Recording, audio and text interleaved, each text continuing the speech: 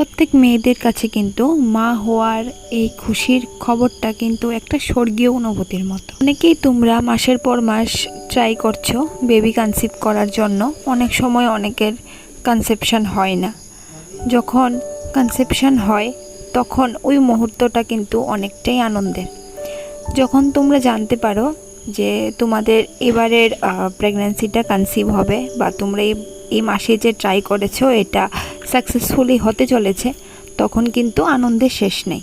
তখন তোমরা period miss হওয়ার 7 দিন পরে তোমরা টেস্ট করে যখন দেখো যে তো তোমাদের টেস্ট কিটে 2টা লাইন এসেছে, সেটার আনন্দ অবশ্যই একটা মেয়ে বুঝতে পারবে। যাই হোক, আজকের এই ভিডিওতে আমি কিছু লক্ষণের কথা নিয়ে আলোচনা করব, যে লক্ষণগুলো তোমরা পিরিয়ড মিস হওয়ার আগে কিন্তু তোমরা কিছু লক্ষণ দেখেই তোমরা বুঝতে পারবে যে তোমরা গর্ভবতী কিনা। তো চলো আজকের এই ভিডিওটা শুরু করা যাক। যখন ওভুলেশন চলাকালীন রিলেশনে থাকা যায় আর তখনই যদি ডিম্বাণু আর শুক্রাণু যদি মিলিত হয়, তখন কিন্তু সেখানে ফার্টিলাইজেশন হয়।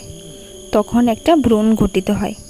এই ভ্রূণটা জরায়ুর দেওয়ালে অ্যাটাচড হয় বা বসে যায়। সেটাকে আমরা সাধারণত ইমপ্লান্টেশন বলি।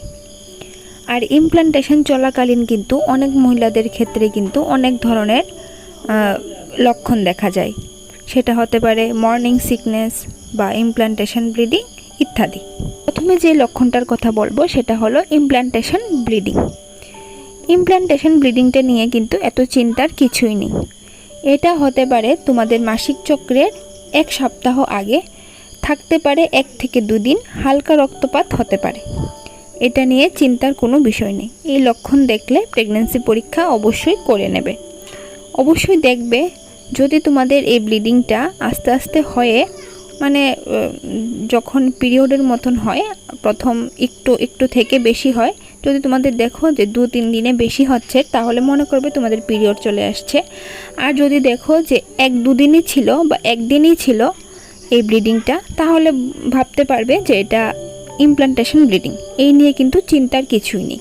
যদি পিরিয়ড মিস যায় অবশ্যই তোমরা প্রেগন্যান্সি টেস্ট করিয়ে নিতে পারো। দ্বিতীয় যে বিষয়টা নিয়ে আলোচনা করব সেটা হলো মর্নিং সিকনেস। মর্নিং সিকনেস গর্ভধারণ করার 1 মাস পর থেকে অনেকের এই লক্ষণ দেখা যায়। 4 থেকে 6 সপ্তাহ পর বমি শুরু হয়। এই সময় কিন্তু এস্ট্রোজেন ও প্রজেস্টেরনের স্তর বৃদ্ধি পায়, তাই সকালে উঠে গা গোলায়। শুধুই যে সকালে এই সমস্যা হয় কিন্তু নয়, অনেকের দিনের যে কোনো সময়ে কিন্তু একাধিকবার বমি হতে পারে। তৃতীয় যে বিষয়টা নিয়ে আলোচনা করব সেটা হলো মুড সুইং। হরমোনের ওঠানামার কারণে এই দুঃখ কখনো অবসাদ, পর মুহূর্তেই আনন্দে ভরে ওঠে। এই ধরনের মুড সুইং হতে পারে। প্রেগন্যান্সির প্রথম সপ্তাহে এই লক্ষণগুলোর মধ্যে অন্যতম এটি একটি লক্ষণ, মুড সুইং। তার মধ্যেও একটি বিশেষ লক্ষণ দেখা যায়, সেটা হলো মাথা ধরা বা মাথা যন্ত্রণা। গর্ভাবস্থায় মাথার যন্ত্রণা হওয়া একটি সাধারণ ব্যাপার। গর্ভধারণ করার প্রথম সপ্তাহে শুরুতেই মাথা ব্যথা বা মাথা যন্ত্রণা হতে পারে। হরমোনের মাত্রা শরীরে বেড়ে যাওয়ার কারণে এই সমস্যা হতে পারে। পঞ্চম যে বিষয়টা নিয়ে আলোচনা করব সেটা হলো মূত্রত্যাগের সমস্যা। প্রেগন্যান্সির সময় শরীরে অতিরিক্ত পরিমাণ তরল উৎপাদন হয়, আর তার জেরে কিডনি দ্বিগুণ পরিমাণে কাজ শুরু করে।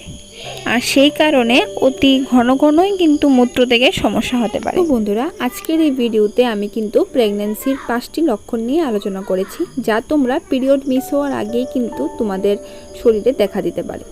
তো চলো বন্ধুরা, আজকের ভিডিওটি এখানে শেষ করছি। কেমন লাগলো অবশ্যই নিচে কমেন্ট করে জানিও। ভিডিওটি ভালো লাগলে লাইক করে দিও।